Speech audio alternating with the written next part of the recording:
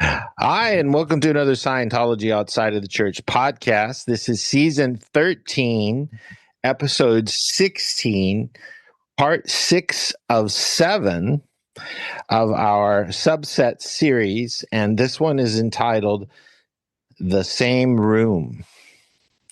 What could that be? Well, let's find out. So, where have we been?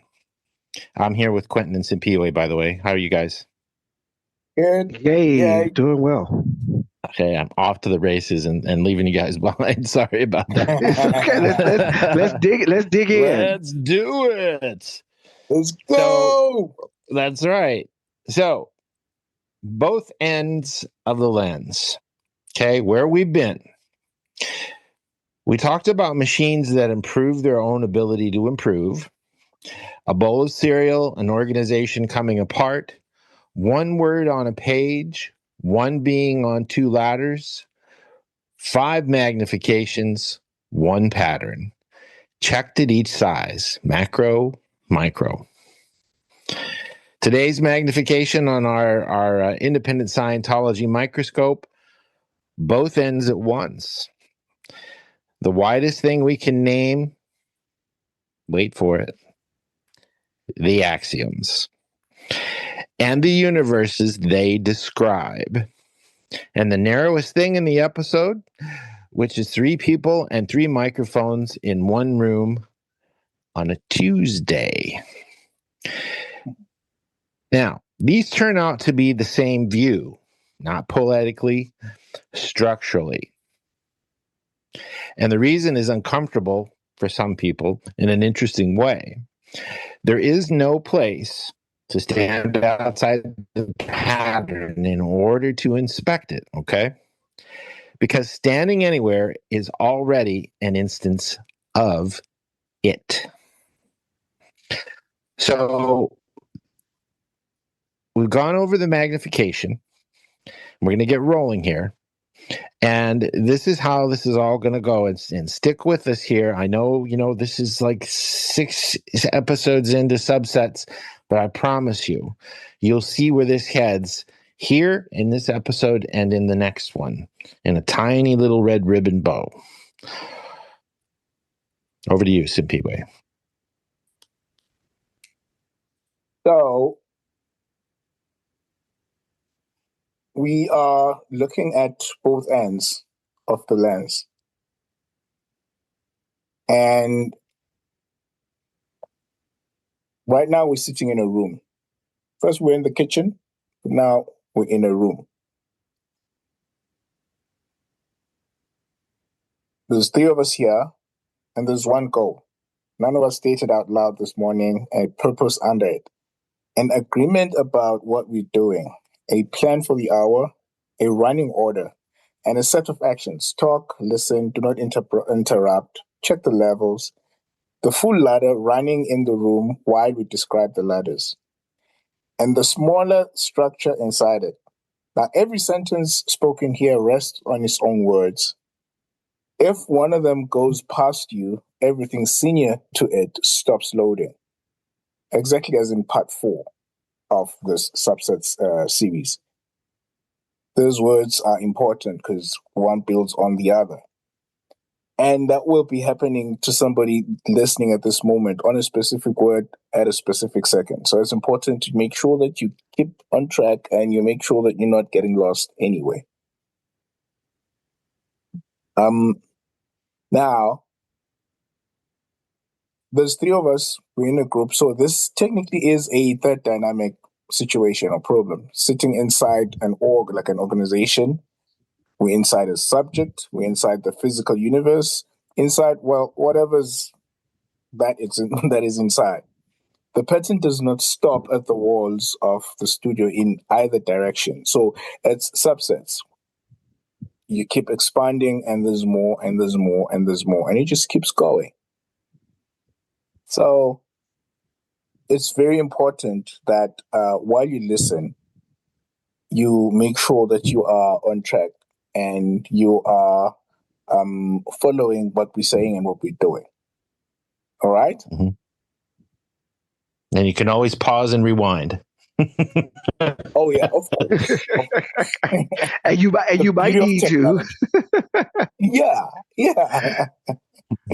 Well, because more than anything, understanding how all of this plays out and going back and listening to the previous series, if you have not heard them, if you're just jumping in right now, you're at part 6 of 7.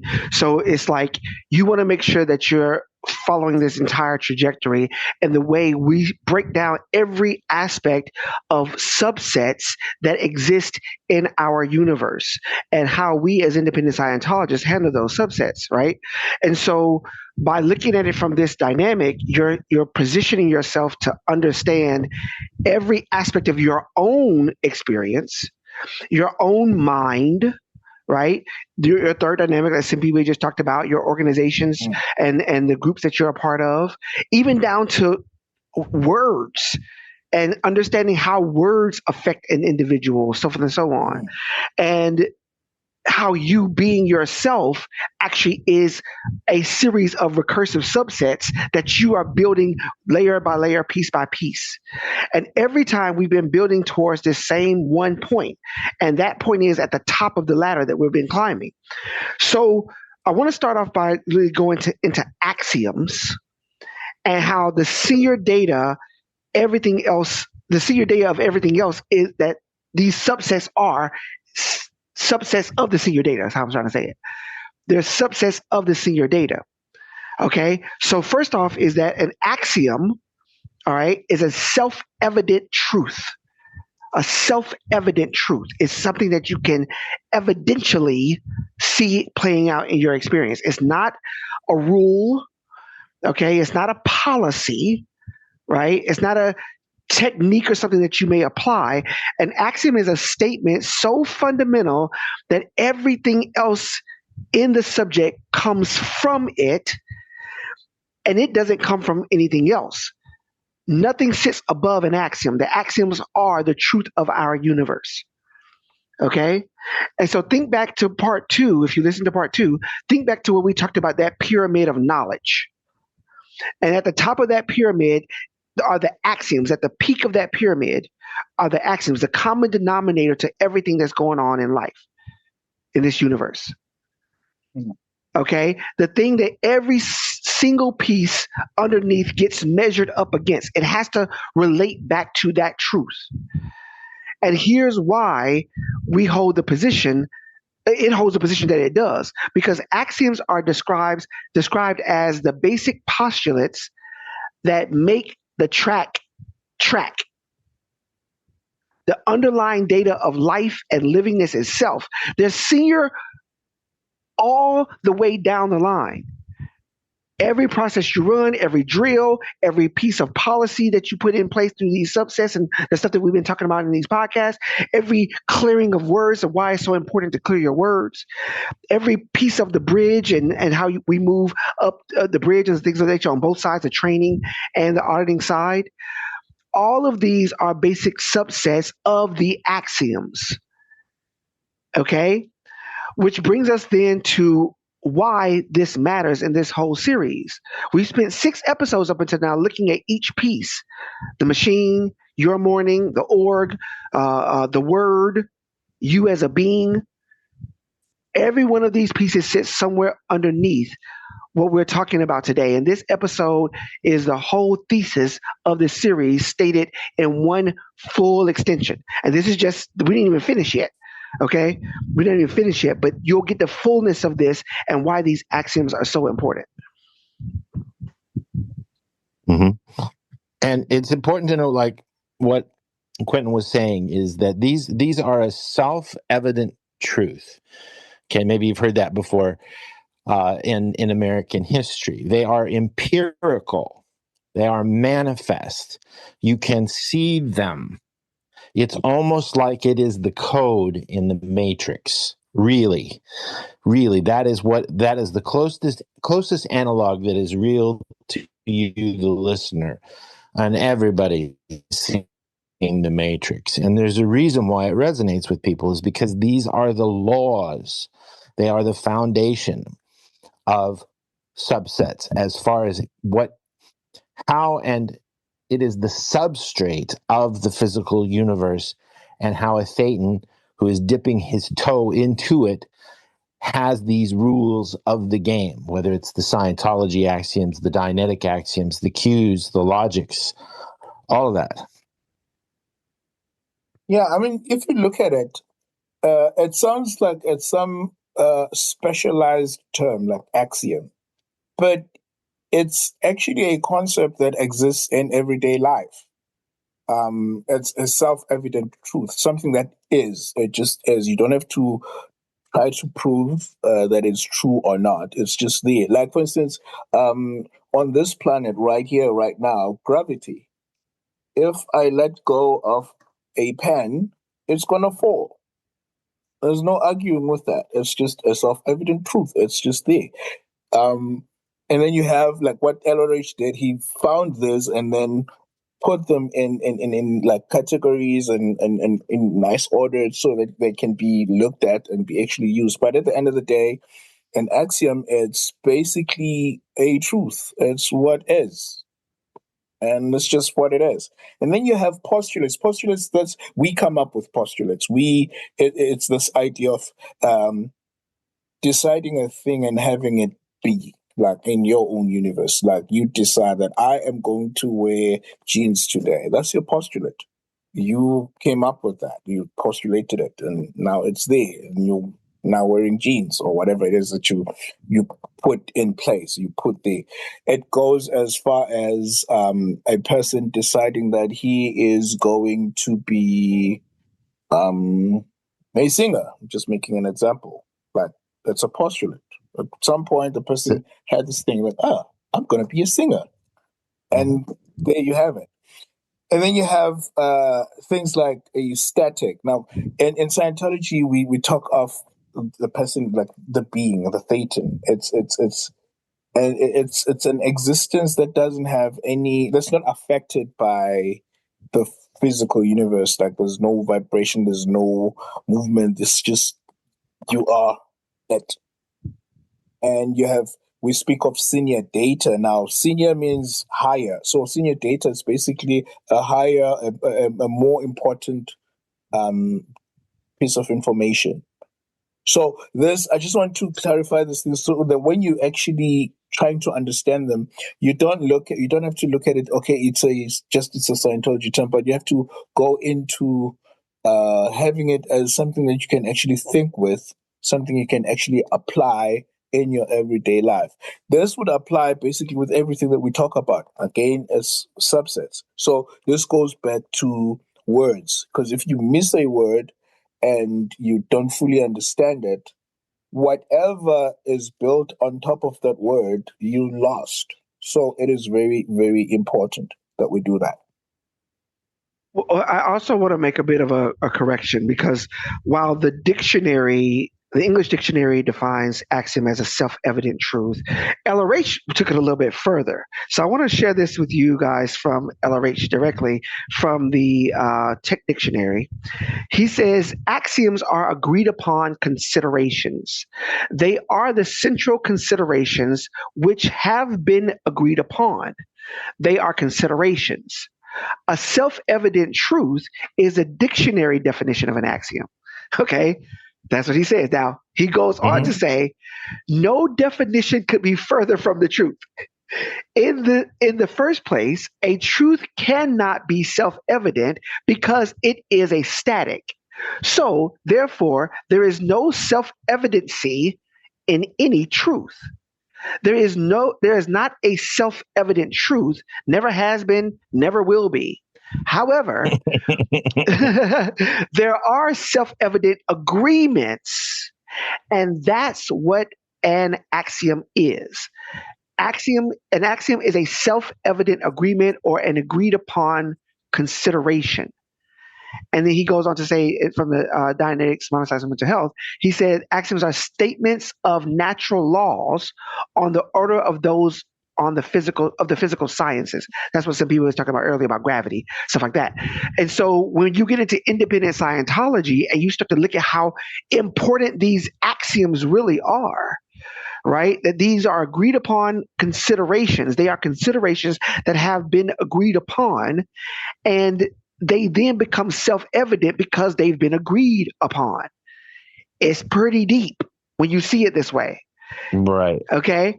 Yeah. And he says in the logics and axioms of Dianetics and Scientology, a lecture given on September 16, 1959, he said these are the basic postulates by which the track. These are the basic data of life and livingness. These data have been proven true and consistent and are actually the senior data all the way along the lines in this particular subject. So LRH was basically saying that the axioms, as they are the senior data of the entire subject of Scientology, of the entire aspect of our physical universe that we're living on. And when you really get into the axioms, you'll see it playing out. Okay, the level that everything is derived from. And so for this part of our series, we still got some more to come. For this part of our series, we're going to be all the way from part one all the way till now. We're stating how these things actually work and why they work in your universe. I want to add a little thing here to clarify what I was saying, and you're not incorrect in what Ellerate said. Yeah. To our listeners, we have. I don't remember what the axiom number is. You'll have to forgive me, but we were just talking about this yesterday in executive council. You've got the three universes: yours, mine, and the agreed upon universe. And these axioms are something that we agree upon as a third dynamic, which is a subset of the first dynamic. Now, that doesn't mean that they will always be held true, because as you go up the bridge, which is a subset, more on this tomorrow, as you go up the bridge, you see that in this universe alone, that these can apply. But these are not the only laws, and this is not the only universe. So I'd like to make that clarification that what's true for you is true for you. And we've said this in the podcast before. Considerations are senior, and this goes right back to what Quenton was saying and LRH was saying. Considerations are senior to the physical universe. So you're going to have to roll that in and do a demo of it if you need to. Okay, Mm-hmm. right now, these axioms are our stable datum. They are not the stable datum. They are only an agreed upon, if it's true for you, stable datum consideration in this universe. I hope that makes that clear. We can continue.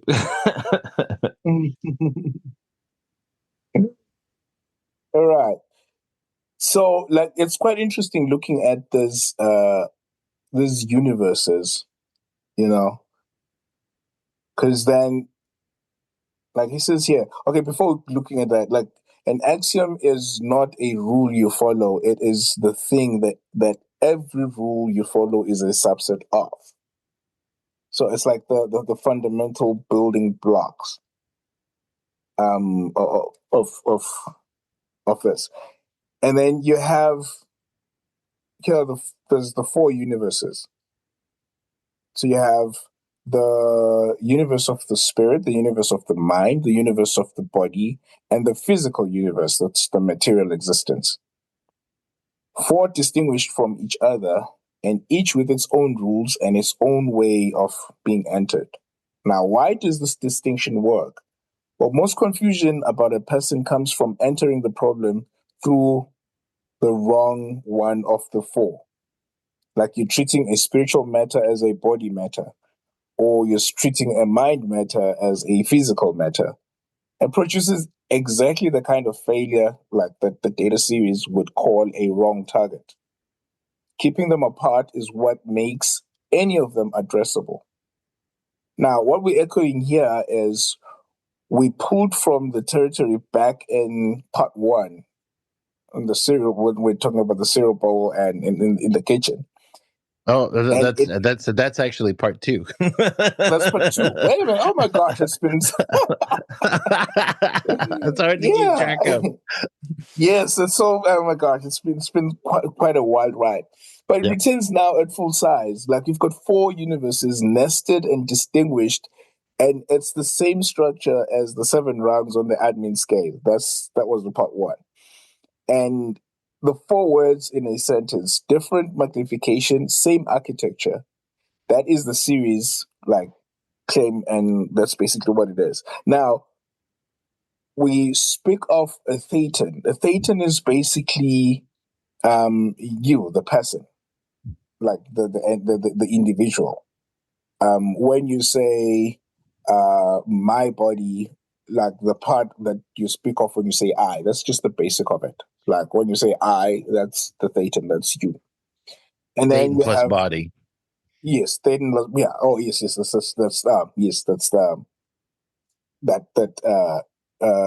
Distinction. Distinction. Yes, I'm trying to find a word. Now, and then you have the mind, which is that's like a communication system that we use to interact with the body and also interact with the environment around us. But it's a system that we use, a subset again. And within it, there's different things. And the more you study in independent Scientology and you actually go deep into it, you actually find out a whole lot of things about this little computer or the system that we're using. And you keep it with you and you use it. And then you have the body. That's the part that a lot of people would refer to as you, but you're not really the body. When you speak of the body, you say my body. So it's like my body, my hand, my foot. We actually used to say that as this as kids. It's like if it's my foot, my hand, my fingers, then what am I? Which is quite interesting. But like you just need to be able to look at it in those distinctions so that you're able to apply the correct viewpoint to the correct universe, if I may put it that way. Mm-hmm. And that'll also then, based on that viewpoint, that'll also then determine that if one runs into a problem that is not resolving or has not been resolved, okay, it's very likely that you might be trying to address the problem from the wrong universal viewpoint, the wrong universe perspective, right? So how many people, just look at the real world today, how many people address the issues of the mind with the physical universe stuff, appeal, drugs, alcohol, sex, whatever, right? They try to address the issues of the mind and their mental issues, how they feel, their anxiety, their, whatever it is, PTSD or whatever they're going through. How many of them try to address the issues of the mind with a physical universe matter substance thing, chemical? Think about this. So any problem that's not resolving, it's probably likely that you're trying to resolve it from the wrong universe. How many people try to address the things of spirit, but they try to use mind-altering substances to tap into the spirit? Mm-hmm.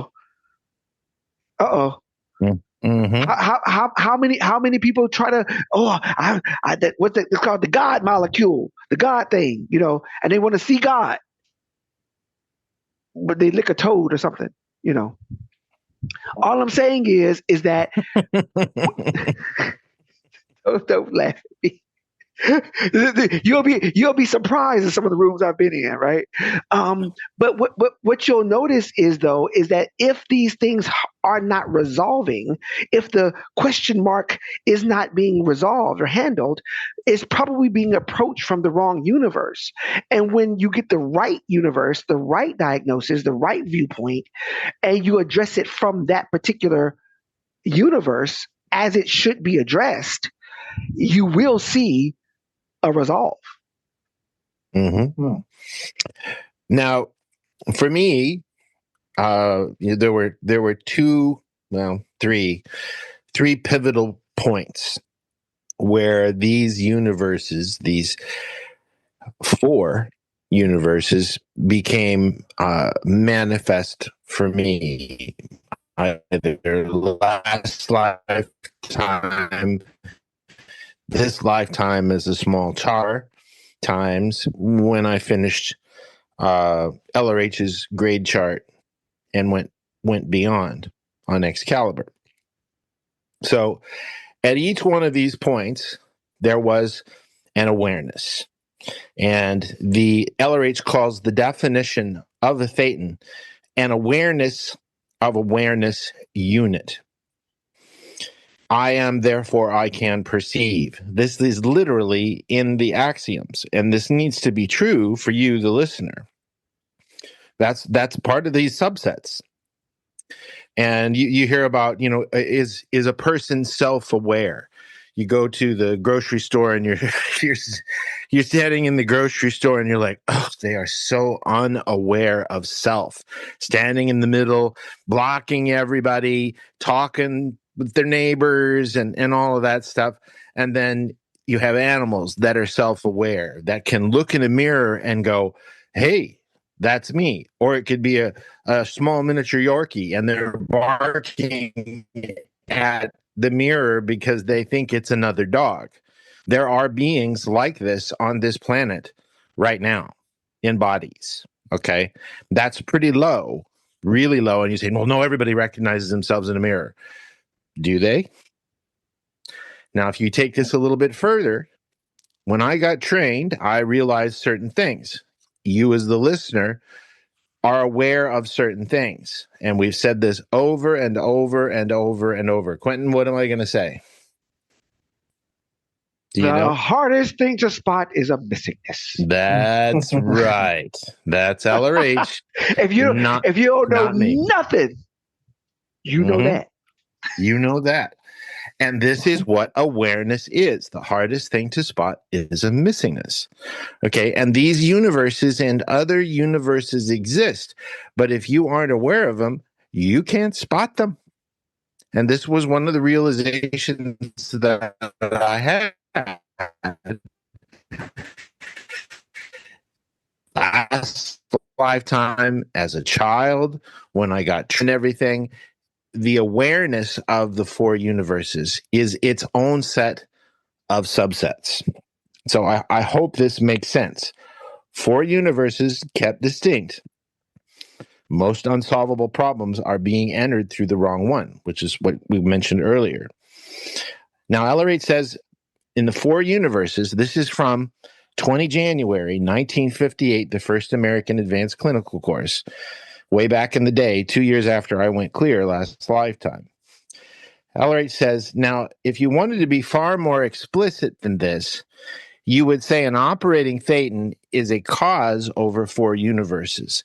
And those universes, of course, would be just the idea of the universe of the spirit, the universe of the mind, the universe of the body, and the universe of the material existence, material universe, physical universe. And what LRH was basically enumerating here is these four universes directly, which is what we just said too.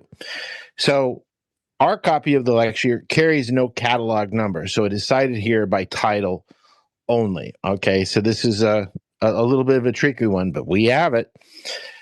So for this episode, it supplies the largest nested structure, which is the subject names. In the same shape, the series is found at every smaller size. So this gets us to the door physics is standing in front of in present time.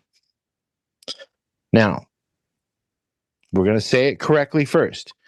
Two particles, stick with me here.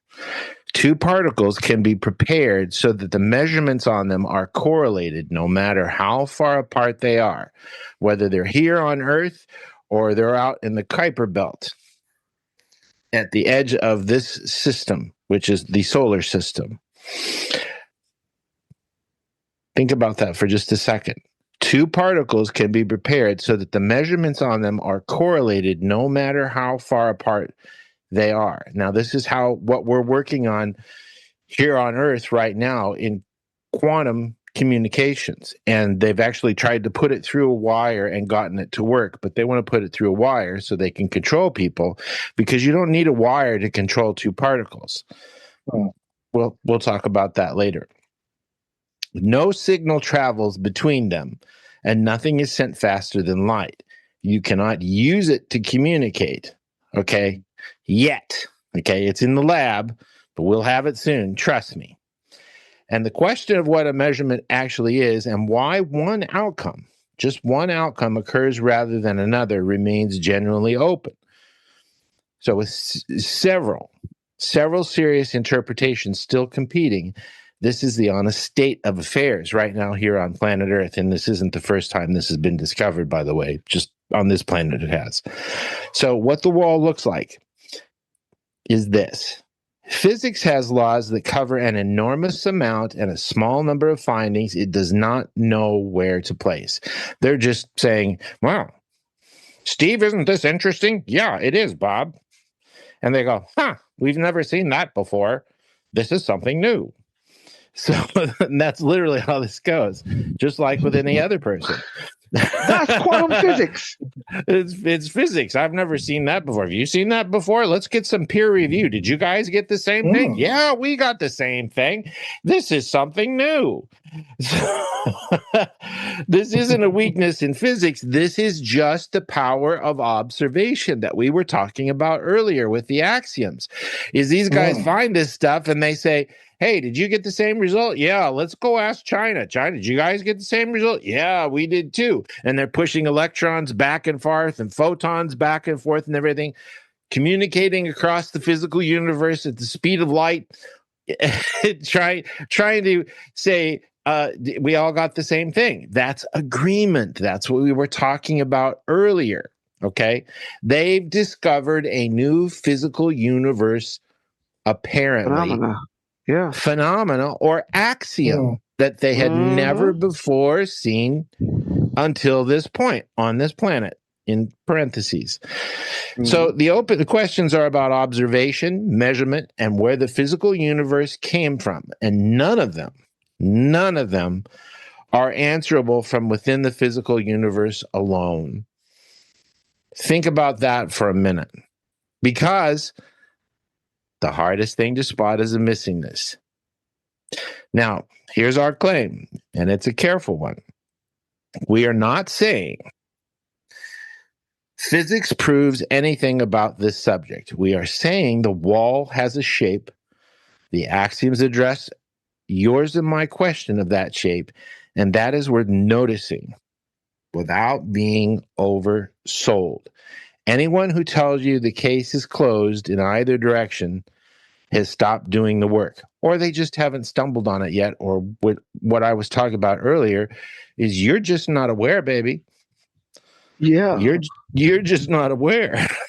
And it's so funny because when you bring up this thing about physics, because what it really does is it looks at these series of correlations, and it looks at these things that this happened here and it seemingly happens here. And so this must be a part of the same universe, or a phenomena of the same universe, or a axiom, or whatever the case may be, of the same universe. And so it says that these correlations are what's happening, and therefore it becomes a part of whatever body of physics or whatever consideration of physics they put it in, right?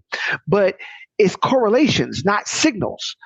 Okay, it's open, not solved. Like physics is not a solvable thing. That's why we still call it the theory of relativity, or we still call it the gravity as it's actually still considered a theory, right? Gravity is still considered a theory. There's a whole other conversation behind that. But the idea, it's true. It is because what they've noticed, and this is a little sidebar, but what they noticed is that with the speed that the planet is spinning, right? This is a physics thing, right? But with the speed that the planet is spinning, is it gravity that's pulling you down toward the core of the Earth, or is it the speed of the planet spinning that holds you against the side? right? So remember that little wheel, that little thing at the fair when you go inside and it starts spinning around really fast and you stuck to the wall like Spider-Man, and you're doing the Spider-Man on the wall. That's what I used to do as a kid. So those things spins around real fast and you get real drunk or real, spinny. And the what is it? Centrifuge? Is it a centrifuge or whatever? The whole idea is to spin around. The centrifugal force. Yeah, exactly. Centrifugal force. That's what it's called. Yeah. Centrifugal force. And you're spinning around so fast that you're stuck to the side of the wall versus gravity pulling you onto the wall. Anyway, my whole point is correlations, not signals, is still an open conversation that's being had even now. And it doesn't necessarily resolve anything except, like he said, just based on observation. And those observable facts or data or whatever that's been peer reviewed and agreed upon and they now call those the laws of physics. But yeah, right. And we touched on this in other podcasts, and that is, and just like you're saying, that is the current state of affairs, because others that have come here and spoken to us have said that gravity is caused by the light from the sun. It is not caused by what the apparency is. Mm-hmm. I cannot prove this. I cannot disprove this. But I will say this, and we said this in an earlier podcast. What's faster than light? Gravity. Gravity is faster than light. If you look at how this universe is set up, black holes are king. And they are significant players at the center of every galaxy, and within the galaxy as subsets there are smaller, and they vary in size just like suns do. They are the antithesis. So this is just currently, because the hardest thing to spot is a missingness, what they know, the subsets, and that's what Quenton is trying to say. So yeah. But then the question, then I have a question. Does this mean science is catching up? Well, relatively speaking, yes, but the hardest thing to spot is a missingness, because if you can't see it in a body and you can't detect it, and bodies are very, very narrow band sensors with 52 perceptions, 52 or 54, I always forget. Perceptions, you're a walking weather vane, and you can only perceive in that tiny little electromagnetic spectrum. Okay, and the machines that we have can only see in a much wider but yet tiny part of that spectrum, of an even larger spectrum, because gravity ain't on that spectrum. So what we know is what we know. Yeah. Isn't that ugly? I mean, that's what it comes down to. This is the current state of affairs. People say, well, isn't that technology wonderful? And, LRH, Tesla, lots of other people say, anything we don't understand seems like magic. Anything we understand becomes science, because that's all we know. Okay, this applies to independent Scientology as well. All right, because there's a much wider bandwidth there that we aren't aware of in a body. The body holds us down as thetans. It is an insulator. It is a resistor. When you pop out of the body, all of a sudden you got 360-degree perception. You don't need eyes. Yep. Okay, because you're not looking in one direction. This is what we're talking about. Okay, these are all subsets. Do you want to go over that LRH reference there? Because that was a good one. Simphiwe, go ahead. Yeah. On universes? This is from the Special Hubbard Professional Auditors course, part 1, from the 7th of April, 1959. He says, you can find them all in a basic physics book or textbook. There aren't too many of these laws, and you'll find everything in the universe is more or less obeying these laws. A nuclear physicist has found a few laws he doesn't know where to place. Now, the context, Illerich is talking about the laws of the physical universe and the handful of findings that do not sit anywhere in them. Used here in its narrow band, or in its narrow and accurate sense, there are open questions in physics. It's not evidence for anything in the subject, and the panel says so on air. So it's like there's still a lot to be found out. Yeah. And that's what we've been saying is you're only aware of what you're only aware of, whether it's you or other people in other bodies and what they can perceive. And there's a lot more going on around us than we are aware of in a body. And as you go up these subsets and you go up the bridge, all of a sudden you become aware of a lot of things you weren't aware of before, and things become simpler, not complex. And the only reason they get complex is when you're dealing with beings who still have complexity. Yeah. Mm-hmm. So when we understand this, then what we're really looking at, if you go back to part 1 of this series, and at this point, we're looking at the machine that looks like the real thing. And it's something that is running in binary, and it's 3/4 of a pattern that's running in binary. First of all, we'll talk about at the beginning of this series, we really dove into recursive patterns that's playing out, right? And recursion is when a system doesn't just do a task, but it improves on its own ability to do the task. It loops back in on itself. It gets better at getting better. Okay, it's recursion. And when you build something into this, like with silicone or whatever, it becomes a machine, and you've built something that can keep climbing on its own without needing a person's hand to feed it at every step.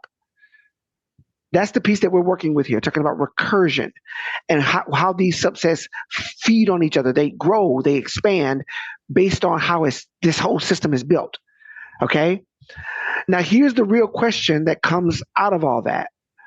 What exactly is being built when you do this? And how close does it actually come to the real thing? So let's look at this parallel directly. A sufficiently capable system can carry out causes across matter, energy, space, and time at speed, at scale, and without a body. That's not a loose comparison. That's actually a description of what we're talking about here, what this whole subject is referring to.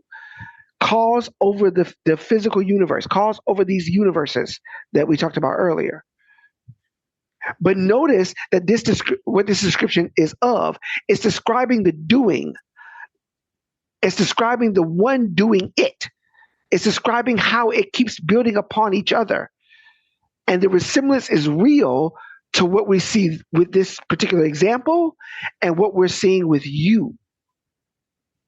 A resemblance, key word. It's a resemblance.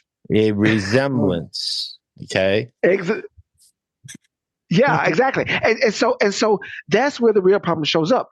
Here's the thing about the 3/4 truth. It passes for a full truth very, very easily. When you don't have the full thing, the hardest thing to spot is a missingness. It passes for the full truth very easily. When you look at this physical universe and people think that this is the full truth, but it's 3/4 of it. That's an apparency, right? And it's always that missing piece, that missing quarter, that missing element that ends up determining everything, which you should know. So the real question here is there actually a being that is pulling all this together, that is aware of this missing quarter, that knows the truth of itself and works that truth recursively? And so you get to then see how this whole thing is playing out. And this is just a discussion that we're having on this podcast in this particular series. But here's what we can say. A system that carries 3/4 of the pattern is going to get treated like it's carrying the whole thing by the people building it, by the people using it, by whoever funds the parts of it or tries to, peer review it or put it into public view. That's not a claim about specifics, but what we're saying is that those who have access to the majority of this knowledge have access to start to build themselves or build whatever they're trying to build out of it. This is why we do these podcasts. This is why we have these conversations with you, because we want to make sure you get access to these axioms, to these self-evident truths, self-evident agreements, as LRH calls them, these self-evident agreements, and you can start to put these things in place in your own life, and you can start to build your own self recursively, step by step, level by level, grade by grade, and you can come up out of that. Yeah, and just like we've been using as a metaphor throughout this series, we've been using it as a lens, okay? Before there were microscopes, before the use of glass, what people saw is what people saw. That was what they were aware of. And as technology improved, now they became aware of, if we shape this lens in a certain way, it magnifies the subsets. And they started seeing that there were, and this is not that long ago at all. We're talking about 150, 170 years ago. That sounds like a lot, but it isn't. Where they use these lenses to zoom in and look at subsets. Look at Louis Pasteur, okay? This changed everything on this planet. Saved and saves billions of lives because there was a subset there that was killing people. And that process that he realized and said, well, shit, look what I found. That was what was killing people. It was something people weren't aware of until they could take that microscope and go, what is this in this petri dish that's moving around here? Oh, this is what makes people sick. Okay? This wasn't that long ago that milk was making people sick. But nobody knew what it was. And this goes all the way back to how did they find out that mushroom killed somebody? Well, somebody had to die from it. Otherwise, they would have never known. Hardest thing to spot is a missingness. That mushroom, it's poisonous. And that's how this whole thing works. Okay, now, again, subsets within subsets within subsets. And now what we're doing is we're going down to the quantum level, probably even further, and we're zooming in on that based off of earlier phenomena that we became aware of. This is the same thing, the very same thing that is true for Scientology. Okay, and you're gonna see this whole thing come together tomorrow or in the next podcast when we get it out, how this works. Now, a 3/4 truth passes for a full truth. As Quenton was saying, the missing quarter, whether anyone is home, is the entire question. And we do not claim to have that, nor does anybody else. What's true for you is true for you. Can you observe it? Maybe, maybe not. Now, LRH also says in the Four Universes, this is the same lecture from earlier, 20 January 1958, a 3/4 truth will very often pass for a full truth. Okay, when somebody says, oh, and we've said this before too, this is how the sun works. Okay, so what you're telling me is you went to the center of the sun. Well, no. No. This is our guess. Okay, but aren't you calling that science when it's a hypothesis? Well, yes. Because that is the only stable datum we have, or, and I'm going to be controversial here, that we are allowed to have or given. Ooh. Yep. Okay. And this is something LRH uncovered, and he became very unpopular for these viewpoints, and that is why Scientology got scuttled. Hear us right here. This is why. You don't want a bunch of beings roaming around that know what's really going on. You're a threat. So, this brings us to application. The pattern includes you. Maybe you figured that out just now. So, here's the homework for this episode. One ladder in your own morning, one broken rung in a group you belong to, one word went past. One rail you were lied on. As we mentioned earlier, one decision about how far you can go. 5 fines, and they are all the same find at 5 magnifications.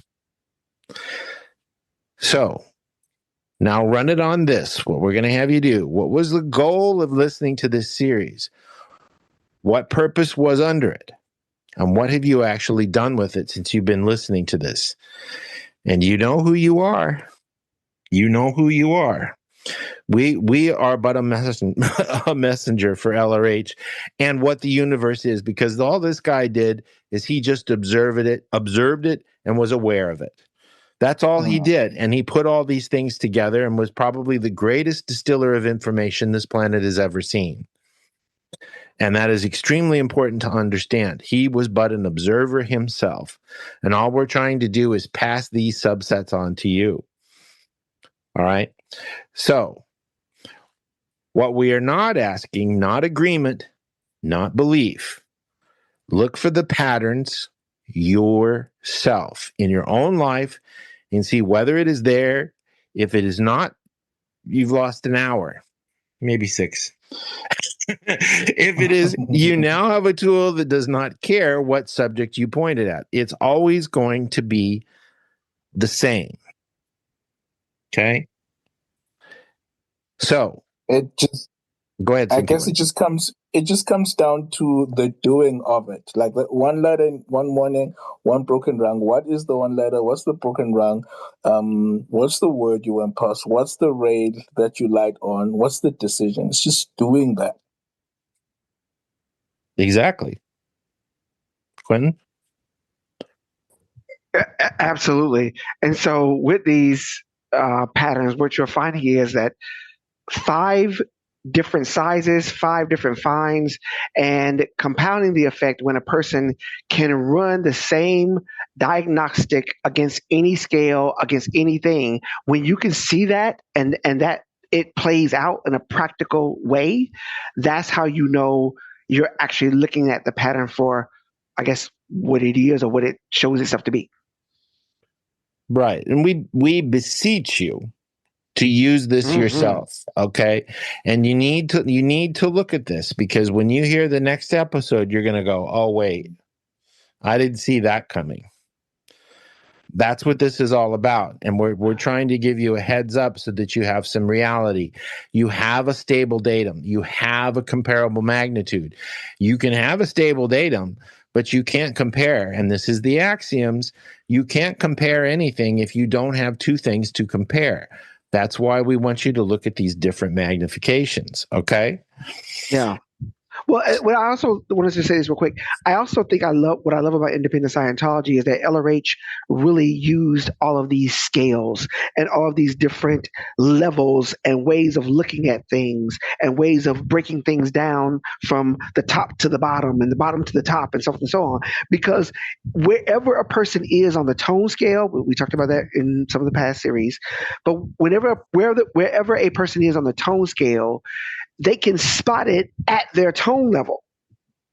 Like, and the reason why these scales are so cool is because LRH said, wait, you ain't even got to be at the top to see it all.